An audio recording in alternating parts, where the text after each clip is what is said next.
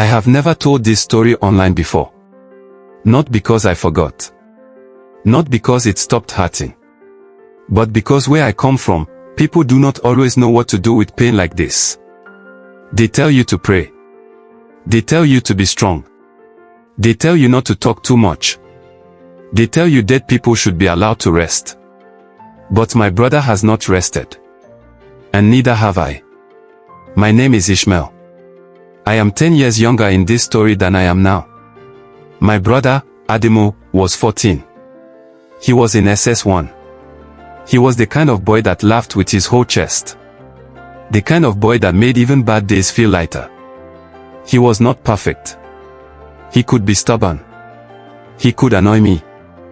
He used to press my head when I was trying to watch TV and run away laughing. But he was my person. When we were little, I believed nothing truly bad could happen if Adamu was in the house. I was wrong. Before everything broke, we were not rich, but we were happy. That is the simplest way to say it. We lived in a modest house. The kind where you could hear the gate from inside and everybody knew the sound of each person's footsteps. My father, Mr. Ade, was 52. My mother, Nkaruka, was 40. My brother Adamu was 14. I was 10. We were not the kind of family people admired from far away. We were just normal. We managed what we had. My father worked hard. My mother stretched money in ways I still do not understand. Some nights there was meat, some nights there was not. Some months were easier than others. But there was love in the house. Real love. The loud kind. The ordinary kind. The kind that sits with you while you do homework and tells you to wash your plate and asks if you have eaten. I did not know ordinary love could disappear so fast. The first death came on a hot afternoon. My brother and I had just come back from school. I still remember dropping my bag near the chair and hearing my mother call my father's name in a voice I had never heard before. Not normal shouting. Not husband and wife shouting. Fear. Pure fear. We ran inside and saw him on the floor. I can still see that scene if I close my eyes too long. My mother kneeling beside him. Her wrapper half loose. Her hands shaking. My brother frozen near the wall like his body had stopped listening to him. My father had a heart attack. People came. Neighbors came. Then family. Then noise. Then prayer. Then confusion. Then silence. And after silence, burial. That is how death works where I come from sometimes. It enters the house like thunder, and before your mind can catch up, people are already discussing clothes, transport, food, tents, who called who, where to dig, who will speak, who will pay.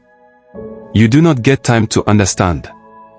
You just get pushed along by grief and culture until the ground closes over somebody you still expect to hear coughing in the next room.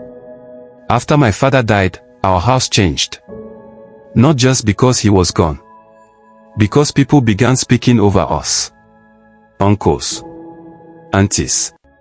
Elder relatives. Family friends. Church people. Everybody had advice. Everybody knew what a widow should do. Everybody knew what her sons needed. I was too young to understand all of it then, but now I do. They looked at my mother and saw a woman alone with 2 boys and no money. They looked at my brother and saw a 14-year-old they could shape with big words like discipline, strength, future, manhood. They said Adamu needed boarding school. They said it would help him man up. They said the house was too soft for him now that his father was gone. They said if he stayed too close to my mother, he would grow weak. I still hate that word.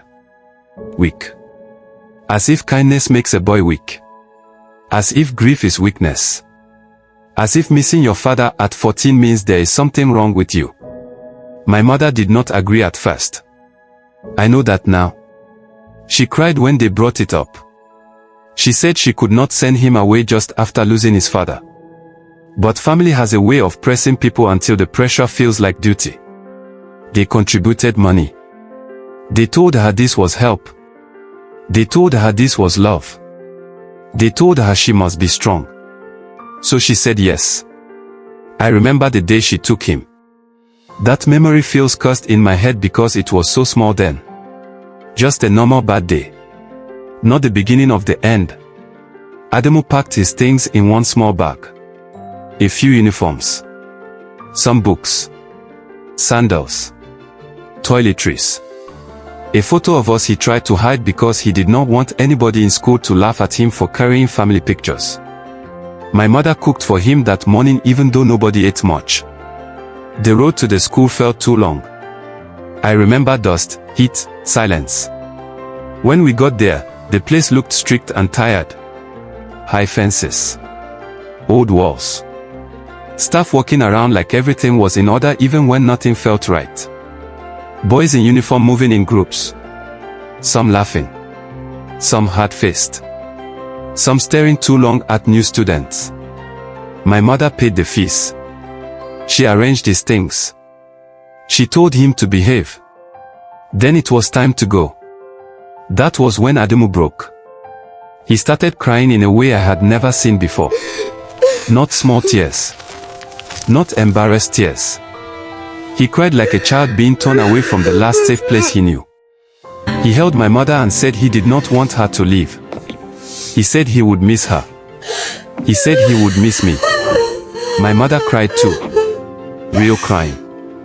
The kind that makes your shoulders shake. But she still left. I did not understand it then. I thought maybe that is just what adults do. They cry and still do the thing that hurts you. When we were leaving the compound, I looked back through the car window. Adamu was still standing there. He looked so alone that it scared me. I almost asked my mother to turn back. I wish I had. The first time passed slowly. When Adamu came home for holiday, he did not look like himself. Not at first glance. At first glance he looked taller. Thinner maybe. More serious. Like boarding school had done what everybody said it would do. But if you knew him, really knew him, you saw it. He laughed less. He slept too much. He sometimes stopped talking in the middle of a sentence like his mind had gone somewhere else. One night, when our mother went to buy something nearby, he told me some seniors had been bullying him. Not normal roughness. Not seniors sending juniors on errands. Worse things. Humiliation. Slaps. Threats. Being cornered. Being treated like he had no right to complain because that was how boys grow. He told our mom too. I was there. I remember the way she listened with her whole face changing. She held his hand and begged him to avoid them. She told him to respect his seniors. She told him to stay strong. Then she said the sentence that would later destroy her. You are the man of the house now. My brother smiled. Not because he felt strong. Because he loved her. Because he saw she was already carrying too much. Because children sometimes comfort their parents by pretending they are okay. He hugged her and said he would be fine. That was the last peaceful lie in our house. When holiday ended, he went back.